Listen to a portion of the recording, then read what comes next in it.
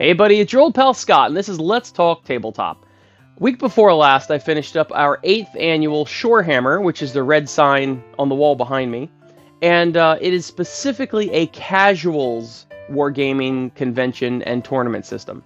So, we run things a lot different, and people have a blast. We have cultivated a fantastic community of very friendly people over the years.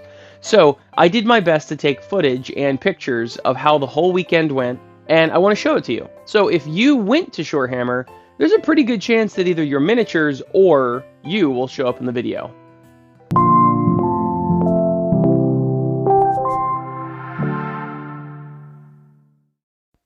So you're looking forward to your wargaming convention, the thing that you've been planning for months and months. You're looking forward to hanging out with your friends and making new friends, and all your buddies are volunteers. It's going to be great. But what comes before all of that?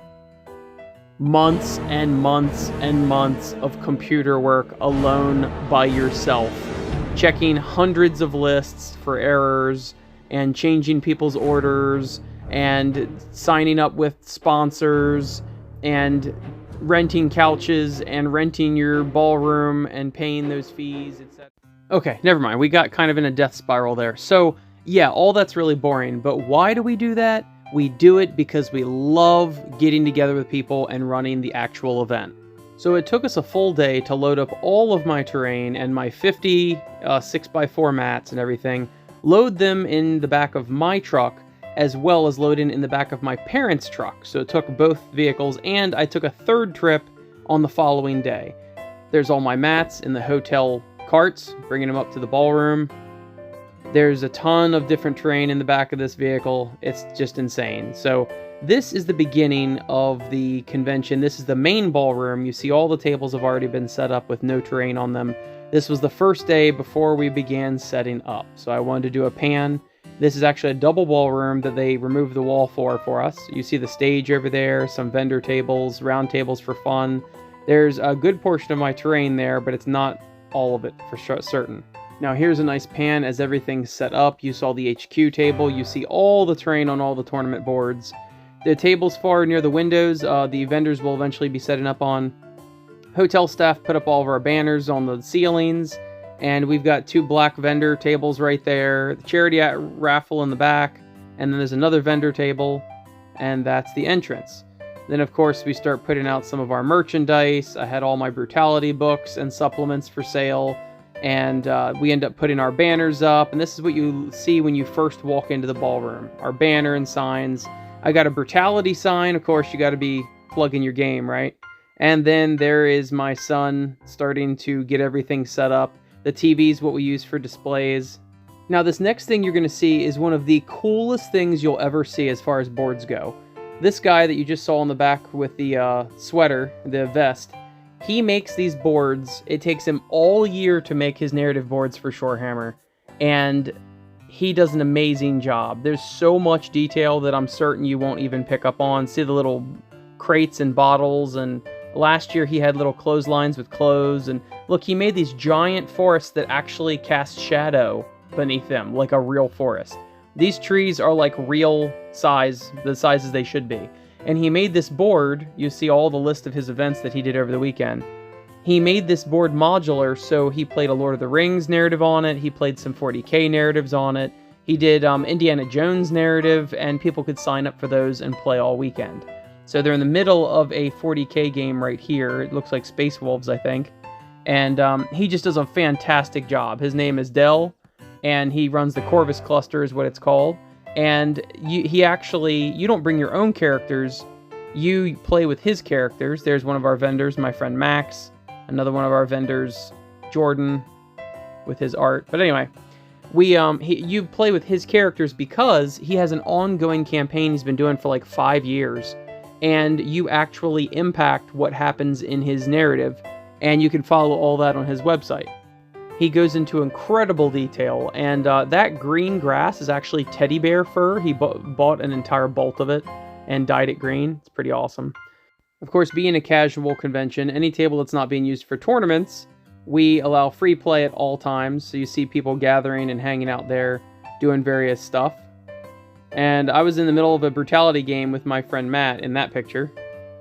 So here's some of the stuff that happened that weekend, in no particular order. This was Friday's tournament, the Age of Sigmar GT. And you see a bunch of people there on all the different boards. Tons of different armies you can see. And people are like, what are you filming me? Oh.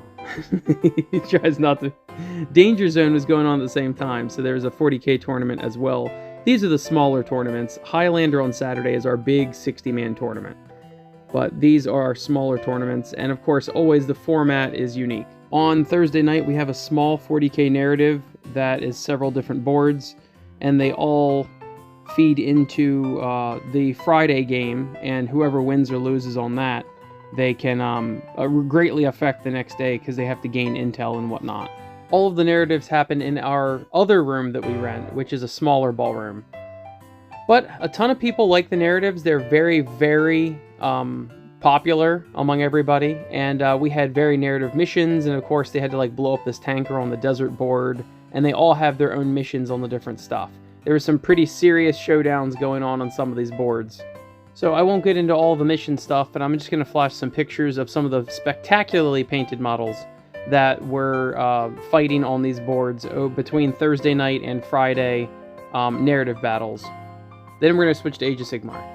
Now, we don't require painting for our tournaments, but we do for our narratives, because I think it's just spectacular to see all these painted miniatures on such a beautiful board. Next up is the Age of Sigmar narratives, and just like before, these are some spectacularly painted models. They had the trolls trying to attack the gate there. We had a ruined castle that Chaos and Destruction were trying to hold against Order. We were fighting in the caves with the Fungoid Shaman where he lives, and they could control the mushrooms. And this was a very colorful, look at all those blood letters. It's a very colorful board, and it had a ton of different armies that were also very colorful. Everybody seemed to have a really great time, everyone seemed to have fun, and I really enjoy seeing all these painted armies on the table, because you don't always play with painted armies, you know? It's really nice to actually see them how they're supposed to be. Over the years, my narratives have taken on a life of their own. There's a lot of people that come only for the narratives and actually tell me that if I did more narratives, they wouldn't play in the tournaments at all because they enjoy the narratives so much. So that's nice to know. This is where the trolls were attacking the gate, and it panned out exactly how I wanted it to. It was very epic. There's all sorts of big highs and lows that happen in these games, and I just can't get over the number of colors. These boards and these models are so pretty. This convention attracts the nicest, most casual people, and to illustrate that, I've got this image of Nerds, Gummy Nerds Rope candy, and you might wonder how that has to do anything with wargaming, but it's one of my old buddies that used to come to Shorehammer years ago and had to stop for several years, and finally came back this year. Mark, he used to give me Nerds Rope as a present when he showed up to Shorehammer because he knew I loved it. And now 4 years later, he comes back and he just hands me a box of Nerds Gummy Rope. And I had completely forgotten about that. Anyway, we have Nerd Pub Trivia ran by me and my son on Saturday nights.